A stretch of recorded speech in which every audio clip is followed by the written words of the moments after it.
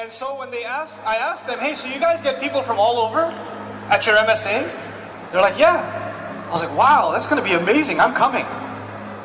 And so I went to the first meeting of the MSA. And when I went there, there were two guys. Those two guys that put up the flyer and a box of pizza and an empty room. That's all that was there. And I thought maybe I came to the wrong room because there was nothing really, there's no real reason. There's no DJ, there's no party, there's nothing going on. And so I'm about to walk out of there and these guys stopped me. They just sat me down, at least have some pizza before you go.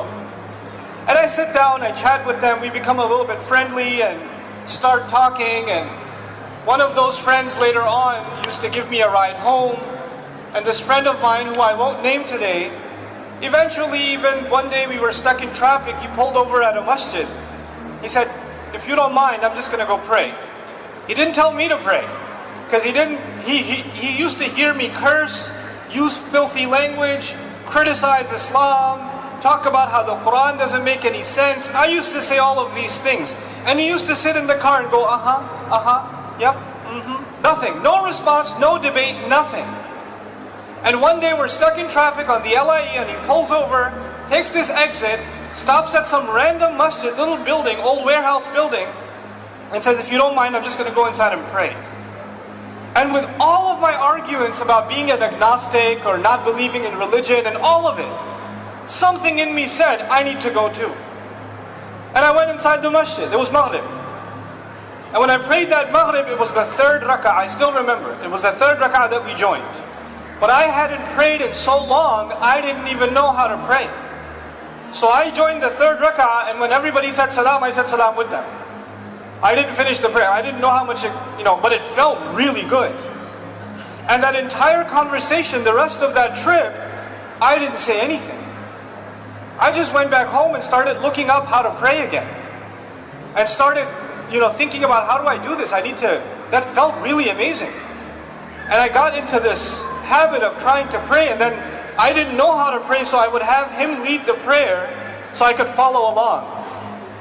He's the one who introduced me to the masajid around the Queens area.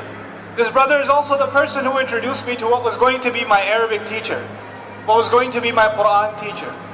What I'm trying to tell you right now is that had it not been for the MSA, I wouldn't be standing here right now.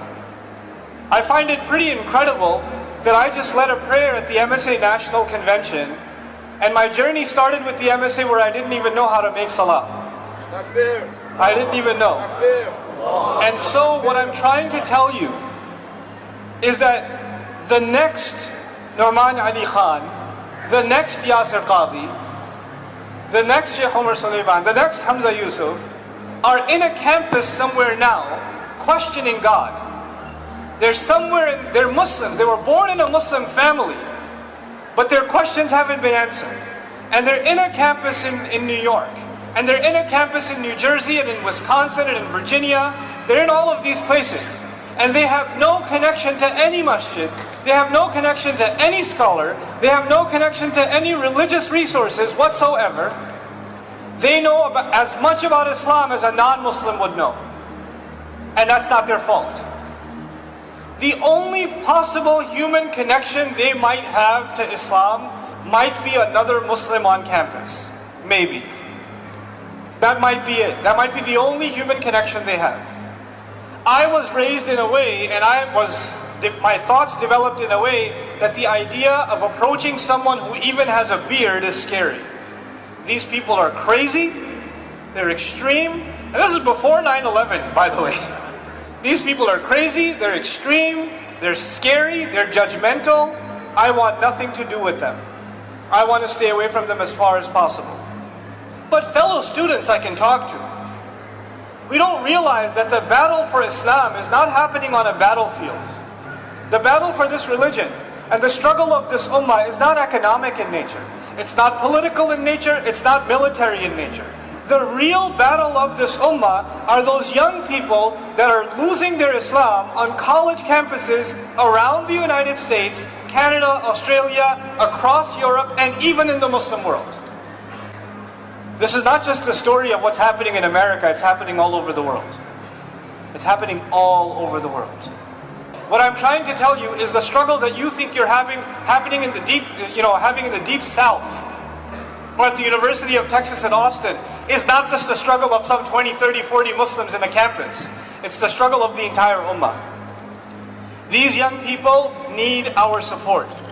This is where Islam will rise again.